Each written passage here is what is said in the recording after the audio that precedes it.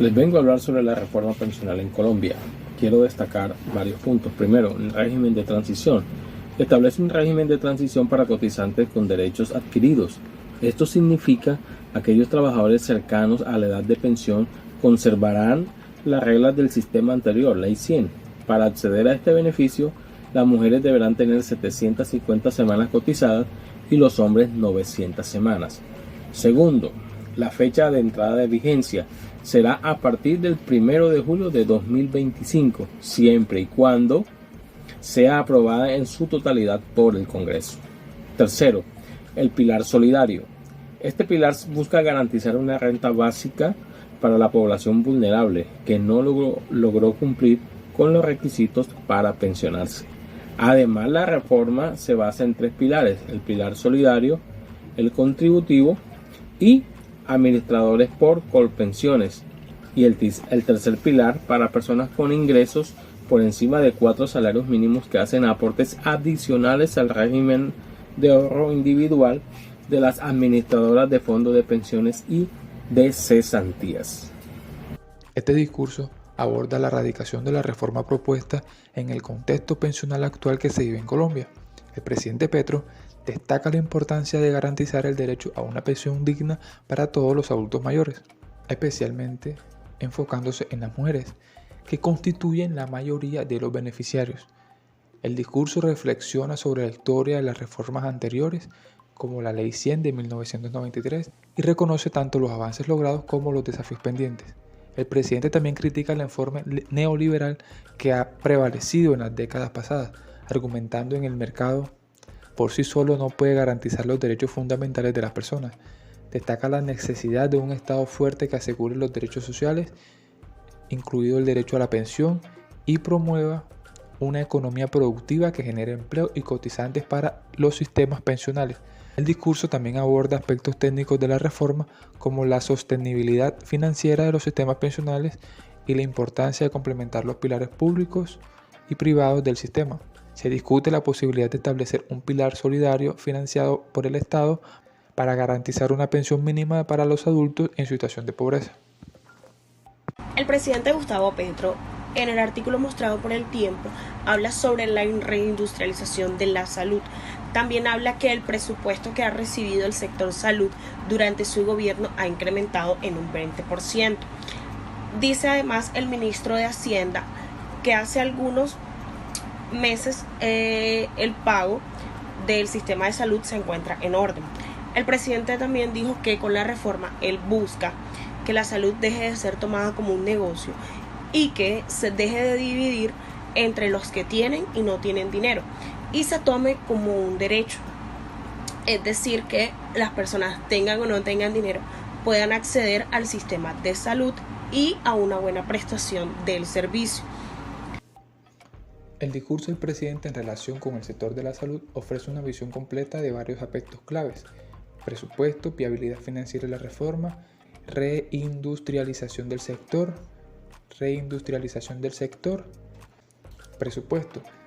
Se destaca un aumento significativo en el presupuesto para el sistema de salud durante el mandato del presidente. Sin embargo, se señala que a pesar de este aumento histórico, los actores clave del sector como la EPS e IEPS continúan insistiendo en que el sistema está desfinanciado. Viabilidad financiera de la reforma. El presidente afirma que la reforma de la salud es financieramente viable, pero se plantean preocupaciones sobre la transformación del proyecto original y la posible necesidad de adiciones presupuestarias que hace frente a nuevos rubros y funciones añadidas, como la licencia de maternidad extendida. Reindustrialización del sector. Se mencionan los esfuerzos para la reindustrialización del sector salud como enfoque en recuperar la presencia de la industria farmacéutica nacional. Sin embargo, se señala la falta de un director permanente en el INVIMA. Ha dificultado el desarrollo de las políticas y planes para su actualización y que persisten problemas como la escasez, desabastecimiento de medicamentos.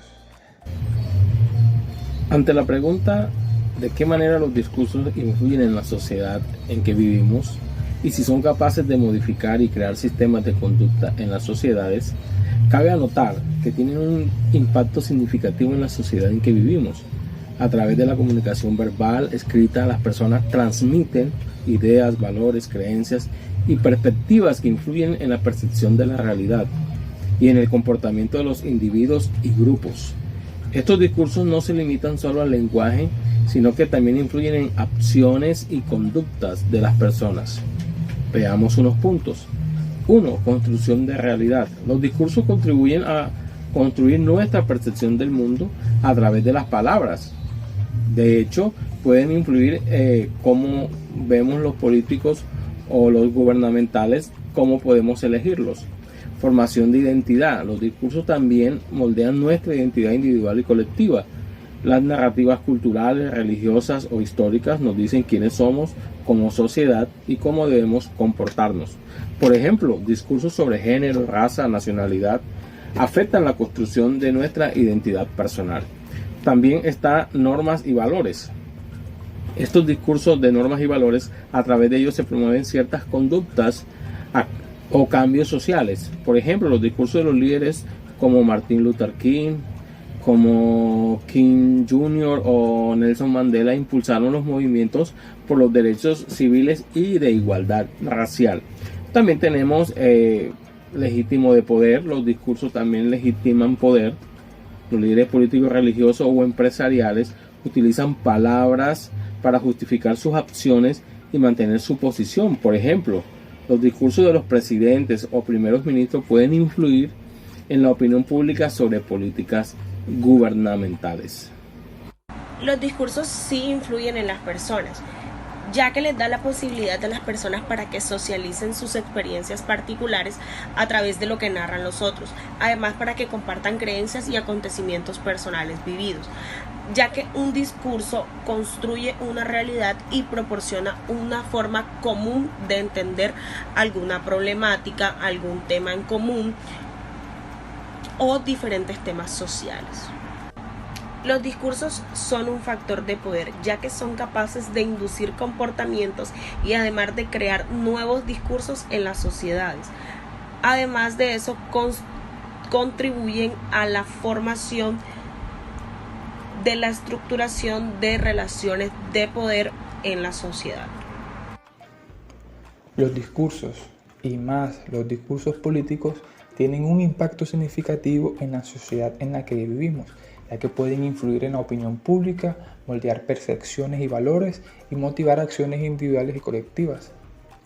Los discursos tienen diferentes formas en las que influyen en la sociedad, como por ejemplo, formación de opinión pública.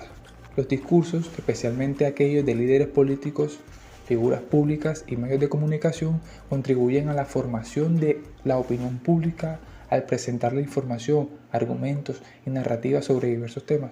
Estos discursos pueden influir en cómo la gente percibe los problemas y en qué soluciones apoyan. Movilización y activismo. Los discursos convincentes pueden motivar a las personas a tomar medidas y participar en actividades como protestas, campañas políticas, voluntariado y otras formas de activismo. Los discursos que articulan una visión convincente del cambio social pueden inspirar y movilizar a la sociedad. Legitimación de políticas y sistemas. Los discursos pueden legitimar ciertas políticas, sistemas y estructuras de poder al presentar argumentos que respalden su validez y necesidad. Por ejemplo, los discursos gubernamentales pueden justificar reformas políticas o económicas al presentarlas como necesarias para el bienestar público. Cambios en las normas sociales. Los discursos pueden contribuir a cambios en las normas sociales al desafiar ideas establecidas y promover nuevos valores y comportamientos. Por ejemplo, los discursos que definen la igualdad de género o los derechos LGBTQ+, pueden ayudar a cambiar las actitudes sociales y las prácticas discriminatorias. En cuanto a la posibilidad de construir uno o varios contradiscursos, sí es posible. A menudo es necesario. Los discursos son respuestas críticas o alternativas a los discursos dominantes que desafían su validez, ofrecen perspectivas diferentes y promueven cambios sociales. Estos pueden surgir de diferentes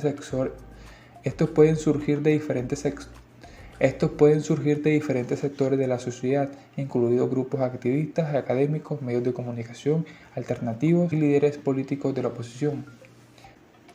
Contra los discursos pueden cuestionar narrativas establecidas, exponer injusticias y promover la diversidad de opiniones en el debate público. Los contradiscursos desempeñan un papel importante en la promoción del pensamiento crítico, la democracia y la pluralidad de ideas en la sociedad.